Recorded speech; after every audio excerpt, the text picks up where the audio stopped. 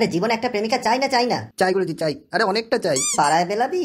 আরে গুরুজি কি যে বলেন। ভালো যা, সেটা অল্প হলেও বেশি ভালো। তাহলে গুরুজি আপনার চার্জ এতগুলো টাকা একটু কম করে। আরে ভালো জিনিসের আবার দাম দেখতে হয়। ওই যে তোমার জীবনে একটা সুন্দরী মেয়ে আসবে, সেটা কতটা জরুরি। হ্যাঁ তা তো বটেই। তাহলে আচ্ছা, যে পাথরটা আমাদের দোকান থেকে কিনতে বলেছিলাম, কিনেছি। পাশের দোকানে তো পাথরের দামটা অনেকটা কম ছিল। আরে ওরা হাতে রং করা নকল পাথর বেচে, আর আমাদের লোক সোজা নিচে নেমে যায় বেচার জন্য। কি?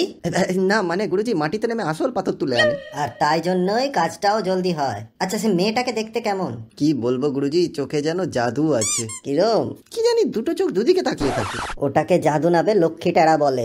লক্ষ্মী? হ্যাঁ গুরুজি, ওর ভাইকে পেঁচার মতনই দেখতে। যখন ওকে দেখেছিলি কি হয়েছিল? দাদুর কিডনি স্টোন। কি? আরে গুরুজি দাদু যে হসপিটালে ছিল ও ওখানেরই নার্স। আমি নিজে দাদুর পদে ওকে ইঞ্জেকশন ঠুকতে দেখেছি। এর পরের বার যখন ওকে দেখবি, সোজা গিয়ে ওকে বলে দিবি, কি গুরুজি কি? আমি তোমার জন্যই জন্মেছি। কিন্তু বাবা যে বলেছিল মা কালীর কাছে মানত করে হয়েছি। Phone cut.